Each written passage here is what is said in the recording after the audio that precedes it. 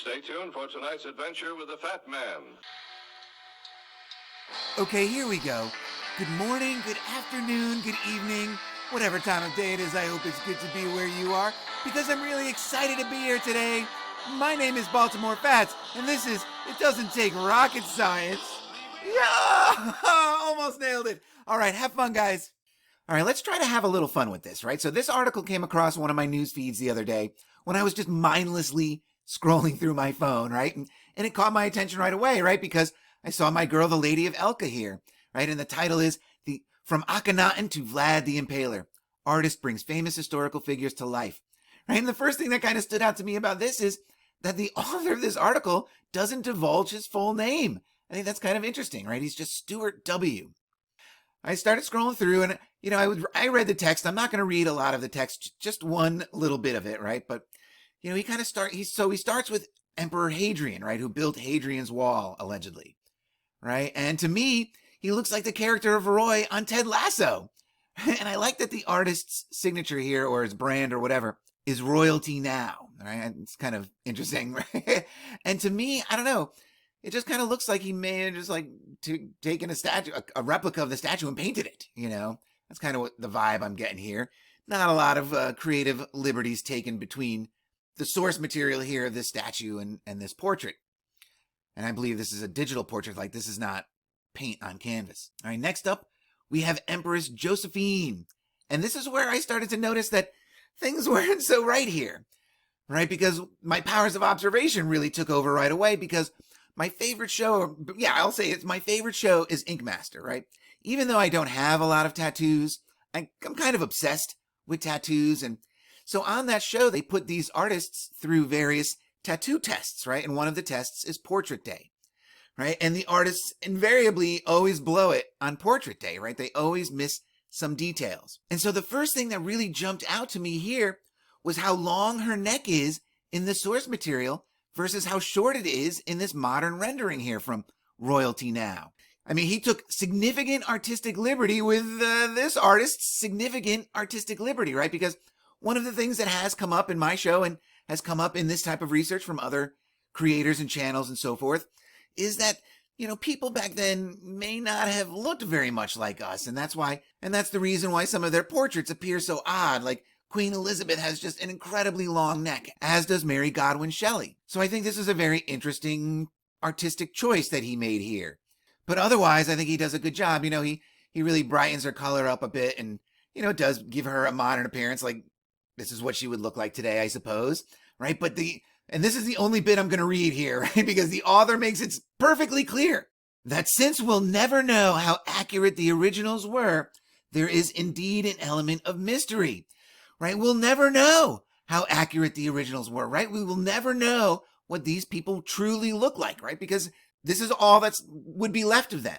And I think that's a really amazing element to the whole false history narrative, right?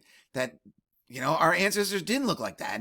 And that's if they're even our ancestors at all, right? And, how the photographs from the 1800s, they look so staged and stuff. And like they could be dummies and wax figures and, who knows, right? But so continue on. There's one or two other ones that are really great in here. Let's see. Napoleon, I mean, again, just put a modern dress on him, right? A modern shirt, rather. Marie Antoinette, kind of the same, kind of like elongated her face a bit, even kind of really created a hairline for her because her true hairline is hidden by this, or this is probably a wig, actually, but her hairline would be hidden behind this hat. Let's see. Come on, where's the good ones? Antonius. Pocahontas, I think this is a fun one, right? Again, they did dress up, allegedly, according to the narrative. They took Pocahontas back to England and they dressed her up in courtly fashion. So this is interesting. But interesting to me, I'm actually getting more of an Indian vibe, like from India, than the Native American vibe from this woman's appearance here. I don't know. Maybe that's just me. Eleanor of Aquitaine.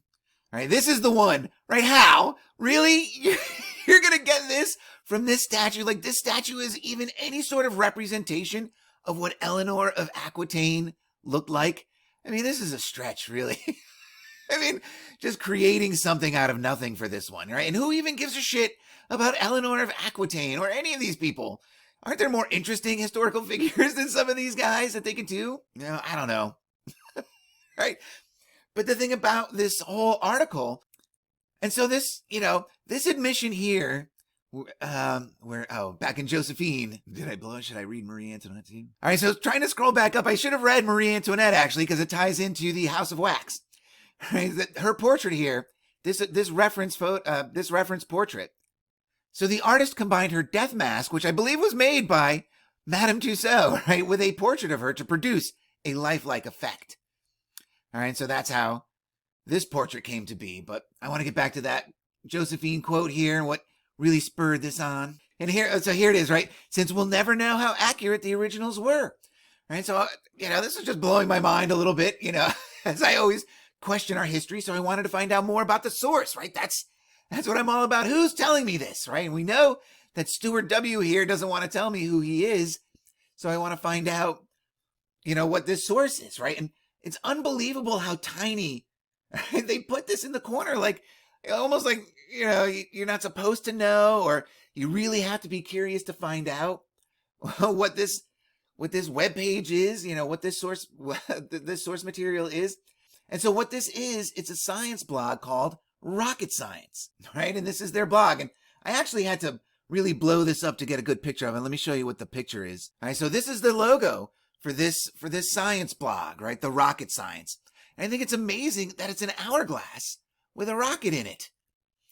Right? An hourglass is an enclosed system. Where's this rocket going? Is it gonna bust through the top of this hourglass? I think that's really amazing. Right? And so, as is their webpage. All right, just look at this content. Right, David Attenborough's legacy, fossil of earliest animal predator named in his honor. Right, and this is in Leicestershire. Right, and this is an interesting thing. Like, David Attenborough, if he had the choice, would he choose a predator for himself? Or could this be a reflection of what others in the scientific community think of David Attenborough? I don't know. Is he a predator? I think that's really amazing. Right? They have their latest articles here, and I'm going to have to blow this up a little bit for myself. Sorry, guys. All right, so from myth to reality, 3 cryptids that turned out to be real. And I'm sure the coelacanth is one of them. Right? That seems to be the one they always trot out, which was discovered in like the 30s, I think. I mean, they don't have very many. Right, next up, they have Oxodal, the aquatic wonder of the unmatched abilities. Right? And so next up, we have how science fiction stories inspired these 3 real-life scientific innovations. They seem to be interested in the number 3 quite a bit. And then, unbelievably, they have an article about Deep Ada. Right? Ada Lovelace. That is unbelievable. Right? But not as unbelievable as this, and I cannot wait because I haven't clicked on this yet. Aromas Beyond Earth. Unveiling the enigma of space's smell. Space's smell? Are you kidding me? Do things smell and do things stink in a vacuum? Is the question I have, right? The expanse of space is an immense and enigmatic. All right, so here we go. And so this was just, last month, right? And that's a very interesting date numerically, right? All right, so here we go. Right? The expanse of space is an immense and enigmatic domain that has fascinated human minds throughout the ages. From the mesmerizing beauty of distant galaxies to the enigmatic nature of black holes, space continues to inspire awe and curiosity. However, have you ever pondered about what space smells like? The thought never occurred to me before. And again, space does not look like this, people. Ooh, this has eyes. That looks like a face there to me. All right, so contrary to popular belief, space is a vacuum, devoid of air and therefore devoid of smell as we know it. Within the expansive void of space, the absence of particles and molecules prevents the transmission of any discernible sense. Astronauts who have ventured into the vacuum of space at 17,000 miles an hour during spacewalks, which costs $75 million, I can't remember, have reported that they couldn't detect any scent at all. Well, maybe whatever they're breathing, right? They're in they themselves are in a pressurized suit. Right? Nevertheless, allegedly, nevertheless, upon astronauts' return to their spacecraft following a spacewalk, they frequently detect a unique aroma clinging to their spacesuits. Okay, right? This odor is not actually from space itself, but as a result of the interactions between their spacesuits and the harsh environment outside the spacecraft. And again, I have to think, pressurizing these spacesuits so they can go out on these spacewalks. The pressure needed to resist that vacuum must be great. I don't know. Right, the spacesuits are exposed to extreme temperatures, radiation, and the vacuum of space, which can cause the materials to release a peculiar odor upon re-entry into the pressurized environment of the spacecraft. I don't know. I'm thinking maybe if these astronauts are going out there, again, traveling at 17,000 miles or whatever the orbit is, maybe they actually shit themselves because it's so frightening. And that's what they're smelling when they come back in. Describing the smell of space has been challenging for astronauts, but they have likened it to various things. Some have described it as a metallic or burning smell, similar to the scent of welding fumes or gun firing. That's interesting. Some individuals have likened this scent to the aroma of charred steak or heated metal. Well, I guess they do say when you're out there, right, that what's the temperature in space? I'm not about to look that up, right? But they say the temperature is extreme, right? Because it doesn't have the protection of our atmosphere. Despite our inability to truly experience the smell of space from Earth, the absence of odor in the vacuum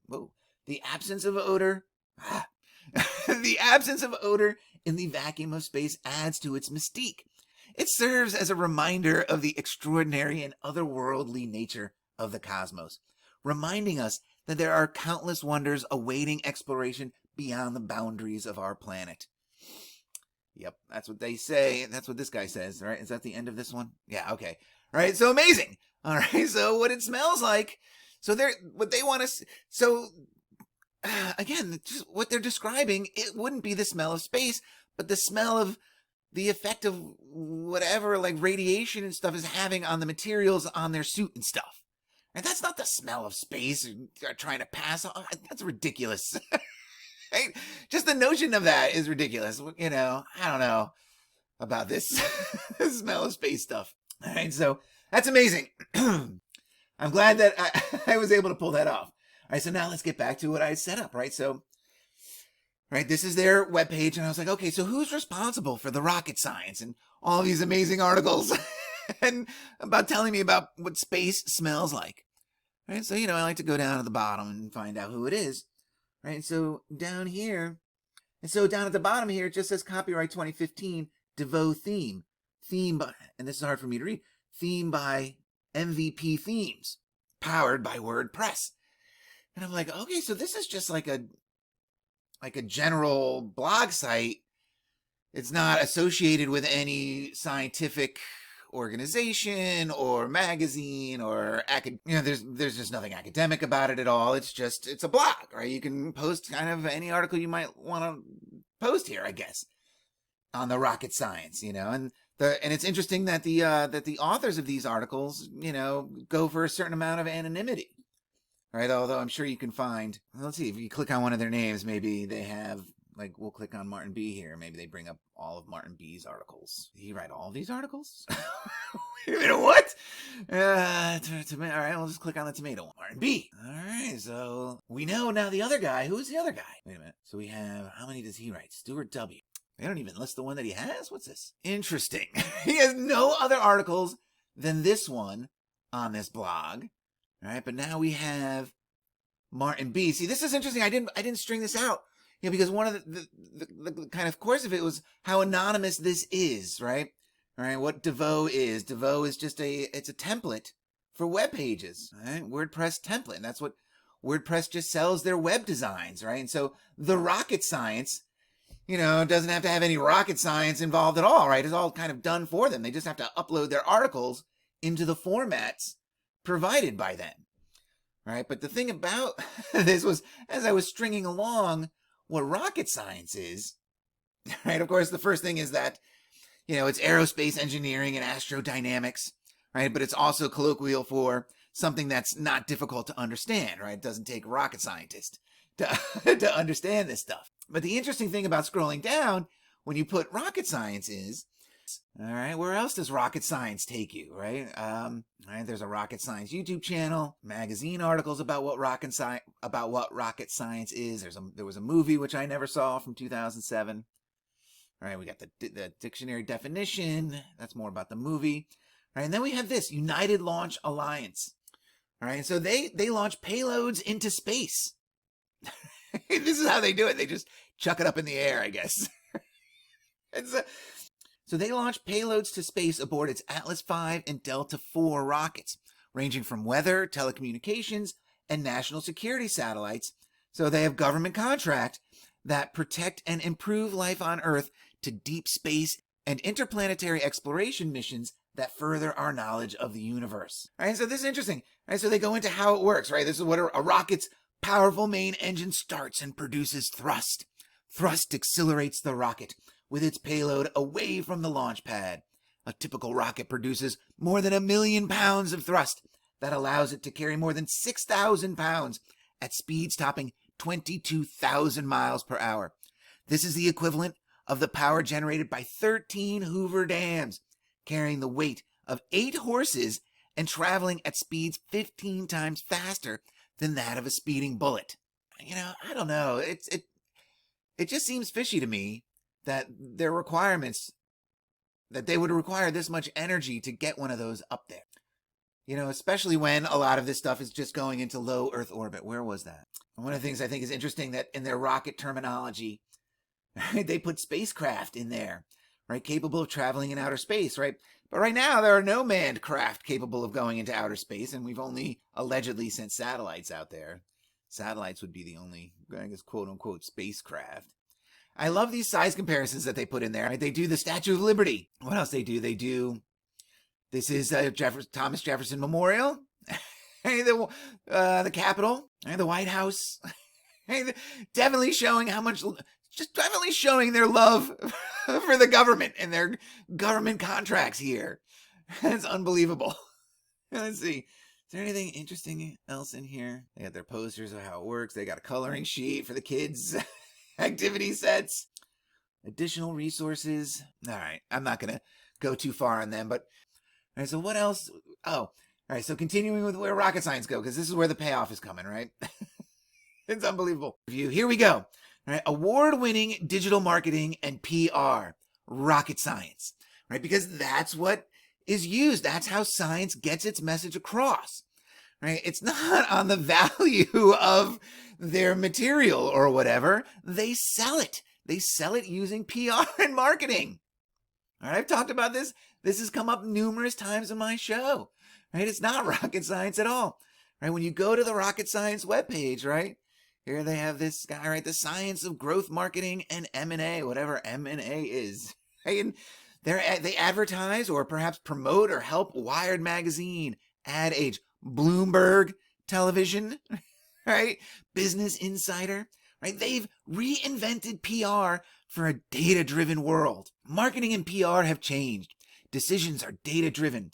Growth is hacked. I love that. Growth is hacked. Right? Digital influencers drive demand. Right? You got to get that. Got to get your share of the marketplace out there. You got to create a demand for it, right? And they have the strategies all here. Right? These are the strategies. And again, we've seen it 1 million times in my show that blogs and forums like this use to fake credibility, just like mainstream scientific and academic institutions. And people like, where is he? Martin B. Your blogs and stuff, right? I mean, perspective is everything. Right? I found this looking through rocket science, right? And this is like digital art software, and this is like art software and stuff, right? We design solutions to solve a wide array of problems for both publishers and studios, and have experience working with first and third party partners in regions around the world. Need something you don't see? Feel free to reach out. I'm sure they can make it for you. And so right off the bat, they tell us that content is king. Of course the content is king. Rocket Science has experience building cross-platform content services for skins and items. Skins. That's what we are, people. Right? We're the skins. Right? Level packs, dynamic environments, new characters and pets. Time limited event modes. On and on with this, right? great games are a social affair, and this is what we've done. And I think we're seeing the effect on this on our youth.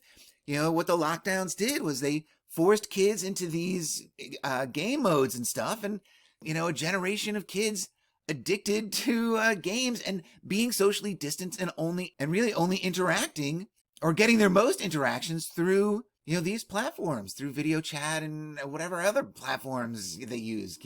These wacky kids these days with their Instagram and whatnot. I don't know anything about that stuff. But anyway, I thought this was a fun little exploration around it not taking rocket science based on just digging around this article because it interests me. And it was fun to make a video like this on the quick. It's been a while since I've done that. All right, so remember, guys, just because you don't know the truth doesn't mean you can't have fun with the lies, right? So until the next one, cheers.